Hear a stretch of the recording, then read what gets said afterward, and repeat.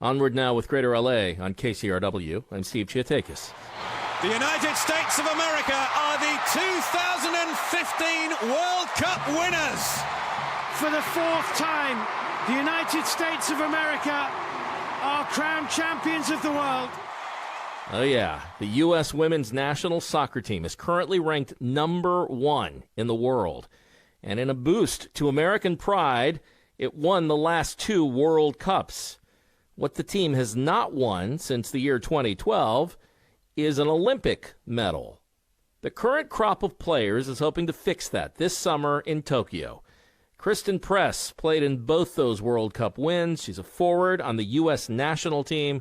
She also plays professionally for Manchester United in the Women's Super League in England. And right now she's at a training camp with Team USA in Texas. Christen, welcome. Hello. Thanks for the nice introduction. Yes. Well, thank you for years of great soccer. I mean, you're a forward on the teams that you play, including Team USA. This is the position that usually gets the most attention. Certainly the highlight reels, right? Because you're the goal scorer. We try. That means you also have a lot of pressure too, right? You're on the national team, but the team to go to Tokyo is still being selected. I mean, how do you deal with that pressure? Well, I think it's something that certainly comes with the job, and I've now been doing this for 10 years. And I think that level of expectation and pressure feels quite normal to me. I can't imagine it any other way. And the team's so competitive. We have the most talented players in the world, and we compete for, 18 roster spots for an Olympics. And it's tough. It's always going to be tough to make this roster. And the people who make it then are, just so well equipped for the tournament. You guys do so much better than the men's team. And I'm not knocking anybody here, but, the team is a juggernaut. Team USA for women. You won the last 2 World Cups. You'll be favorites in Tokyo. But again, the men's team didn't make it there. Why do you think there's such a big difference in terms of success for both teams? Yeah, I think it's a tough question. I think it's interesting because, we're playing a global game, and in the United States, soccer is, not the number 1 sport for men, and it is for women. And, the men are competing against, countries where, they eat, sleep, drink, and breathe football all the time. And so I think that with that, we are doing a great job improving our developmental system to be able to compete and produce players at the highest level. And we're starting to do that on the men's side, and we've been doing that on the women's side. There's a lot of discussion, though. I mean, you have to admit, when I say difference between men's and women's soccer, football, as it were, there's an equity issue between the two on pay, on the practice facilities, on the way you're treated, on, all of those things. Where does that effort stand these days? Do you feel like we're doing a lot better, or do we still have a long way to go? I think both, actually. Yes and yes.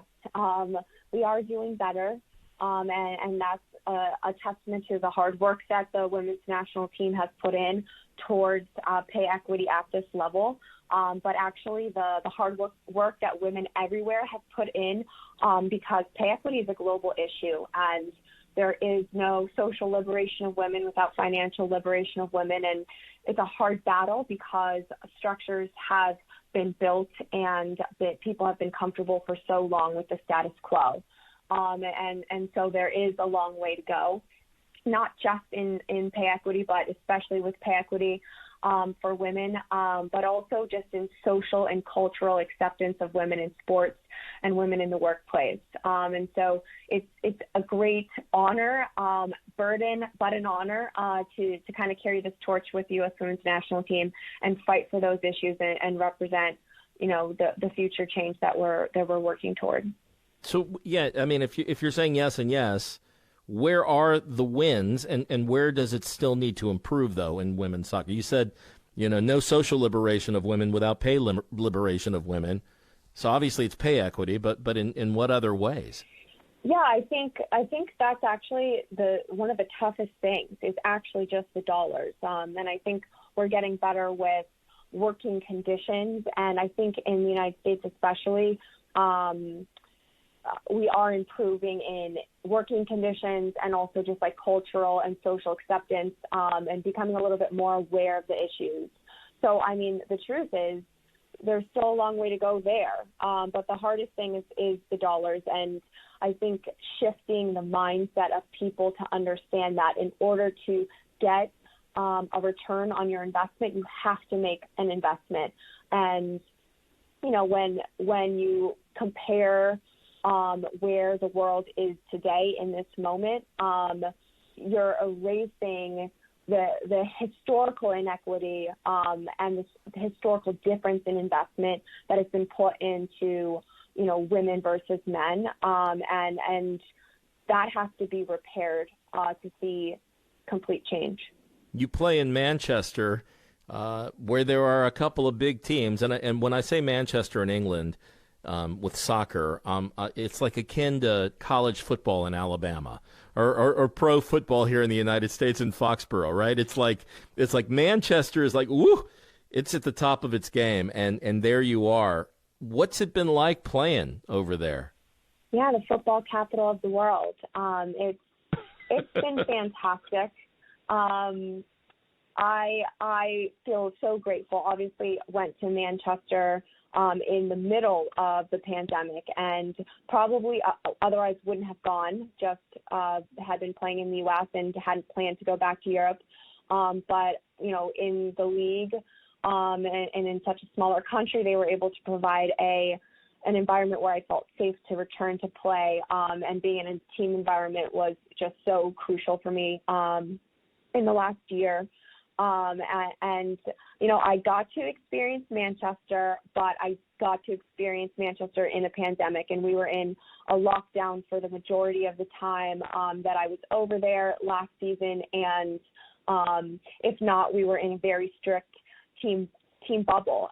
So people are like, oh, you didn't really get to experience it. But I believe that I did. I just got to experience this very unique version of it. And I still saw great people, great food, a great city, and there was no doubt about the joy and importance of football in everyday life in Manchester.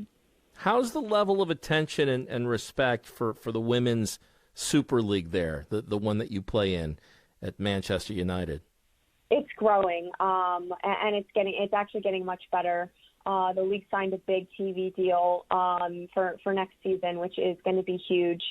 And, you know, a lot of high-profile players have gone over in the last 3 years, which I think helps a lot. So I still see a ways to go in the way that the professional women are treated over there. We're still fighting for equal facilities and equal staff. I think the fight is worldwide, and in a lot of ways we're ahead in the United States. But I think the attention is growing, and you know, people appreciate football in a different way there. That it's really nice to play and be seen as a professional. And again, I mean, when we're talking about the Olympics, the women's team, you know, you guys have a great shot. Especially with how powerful the team is. But here we are in 2021. The Olympics have been delayed for a year, postponed, and we have another COVID spike in Tokyo. So the games may be either postponed again or canceled altogether, or maybe no spectators in the seats.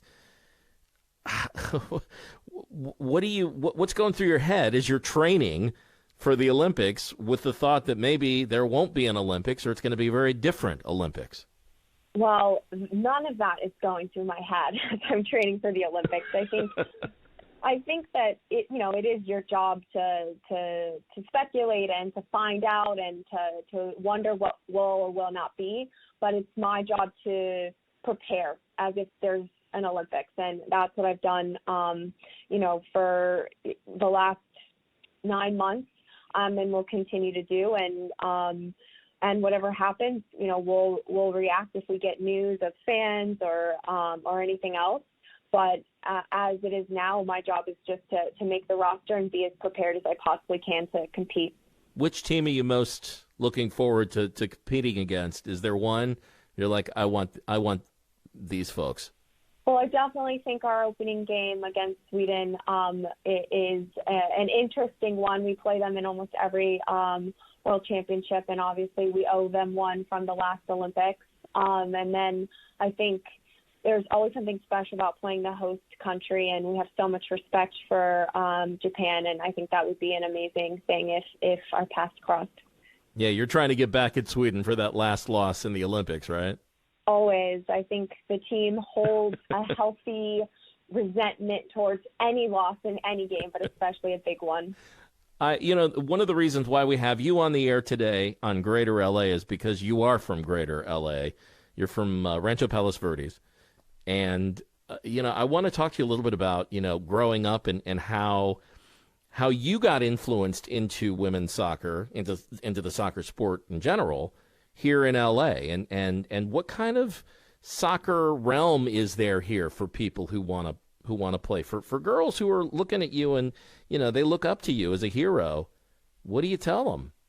Well, in case my father's listening, I have to say I'm actually from Palos Verdes Estates, which is adjacent to Rancho. Oh, okay. I think maybe there's a little competition there. But, Los Angeles is a hotbed for soccer. And, we've developed some of the best players coming up for years. So I think it was a huge blessing to be raised in that competitive cauldron and in that competitive environment where we're all competing for, college scholarships. For me, growing up in Los Angeles, soccer was a family affair. I played with both my sisters, and both my mom and dad coached my youth teams up until they realized I was actually pretty good, and then I went down to Slammers. But I think it's an amazing place to play. You're outside year-round. It's beautiful. It's sunny. Every opportunity that I have to get back home and train every off-season, it's where I spend the majority of my time because it's truly a special place, and it's made me who I am. And I think almost everyone from LA will say that. There's been quite a few players on this team that have come from that area.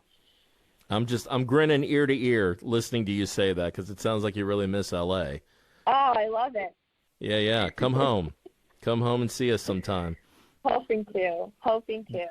I want to wish you a lot of luck, and the team too. I hope you get to go to Tokyo, and I hope you get to bag an Olympic gold medal for your collection. I know you have a lot in your trophy case. Christen Press, forward for the U.S. women's national soccer team. Christen, thank you so much. Thanks for having me.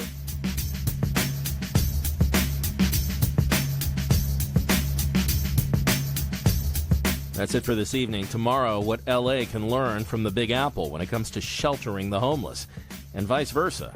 Join us online anytime, by the way, at kcrw.com/GreaterLA. Tell us how you're doing. And, of course, subscribe to the podcast, too. When we drop it, have it fresh in your feed. Jenna Cagle, Catherine Barnes, Sonia Geis, Ray Guarna, Phil Richards, Mario Saavedra, Amy Ta, Lorenzo Ponce de Leon, and Christian Bordahl all had hands on this evening's show. Thank you for your ears and your time. Have a great night.